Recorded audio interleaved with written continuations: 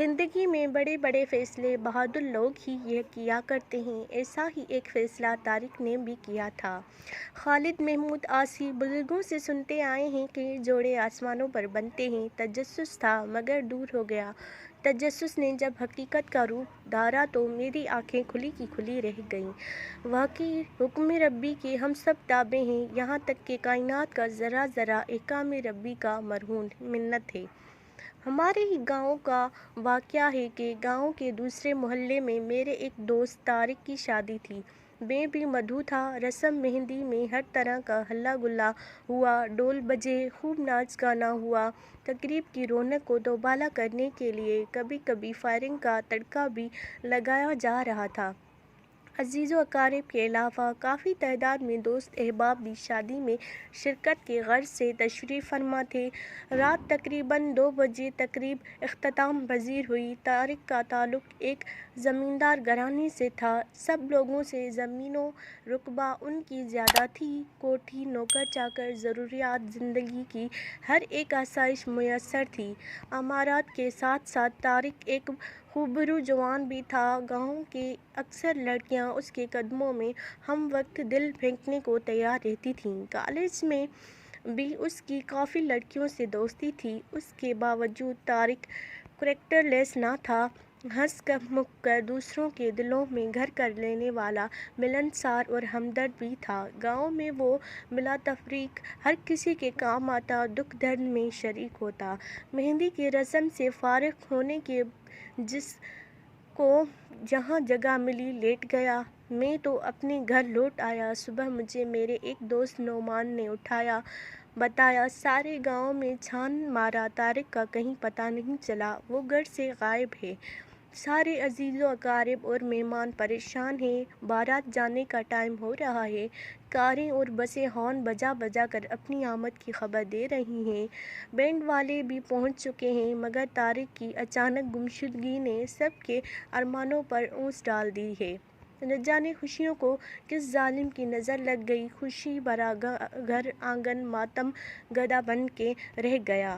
دوپہر ہونے کو تھی۔ برادری کے بوڑھوں نے فیصلہ کیا کہ طارق کے چھوٹے بھائی ارشاد کو تیار کرو۔ سانپ بھی مر جائے گا اور لاٹھی بھی سلامت رہے گی۔ لڑکی والوں کی عزت بھی محفوظ رہے گی اور لڑکے والے بھی لوگوں کے طعنوں سے بچ جائیں گے۔ اس ساری صورتحال سے لڑکی والے بھی آگاہ ہو چکے تھے۔ انہوں نے اپنے ایک کمین کے ہاتھ طارق کے ہاں پیغام بھجوایا کہ ہم کو سب معلوم ہو چکا ہے، لہٰذا ہمارے ہاں آنے کا قطعی جرات نہ کرنا، کیونکہ ارشد بھی طارق ہی کا بھائی ہے، وہ طارق سے بھی 2 ہاتھ آگے ہوگا۔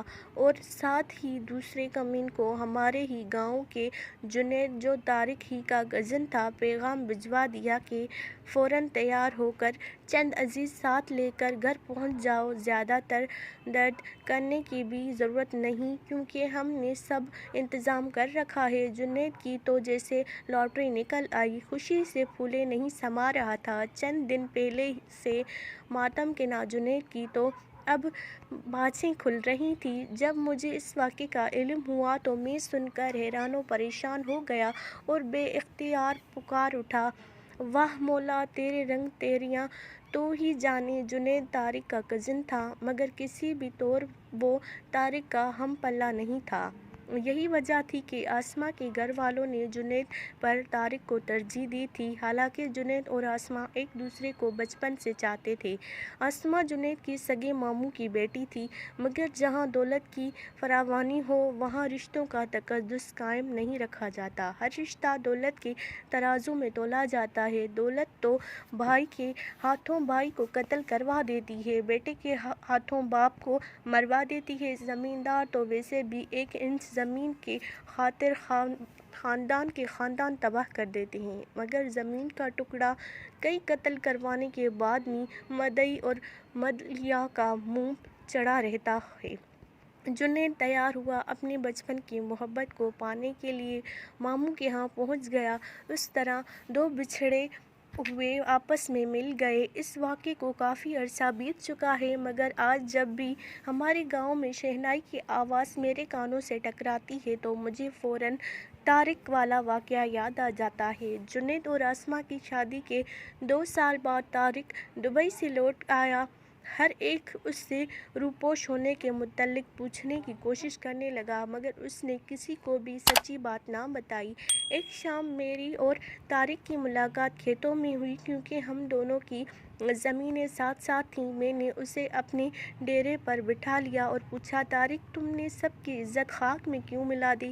خوشیوں بھرے گہوارے کو خود اپنے ہی ہاتھوں سے آگ لگا گئے۔ کون سی ایسی مجبوری تھی جس کی وجہ سے تجھے ایسا کرنا پڑا؟ طارق کہنے لگا، حیدر بھائی، ساری زندگی آگ میں جلنے سے بہتر تھا کہ چند دن کے لیے برا بن جاتا، اور میں بن گیا۔ میں ضمیر کا قیدی بن کر جینے سے موت کو ترجیح دیتا۔ ایسا کرنے سے میرے ضمیر پر جو بوجھ تھا، اب میں اس سے آزاد ہوں۔ الحمدللہ، اب میرے ضمیر پر کوئی بوجھ نہیں۔ اگر میں اس رات گھر سے نہ بھاگتا اور آسماں کو بیاہ کر لے آتا، لوگوں کی نظر میں وہ میری بیوی بن جاتی، مگر جب اس کا دل ہی مجھے قبول نہ کرتا تو میں اس زندہ لاش کا کیا کرتا؟ حیدر بھائی، شادی کا مقصد تو یہ ہوتا ہے کہ زبان سے اقرار اور دل سے تصدیق۔ ہمارے معاشرے میں زبردستی یہ سب کچھ کروایا جاتا ہے۔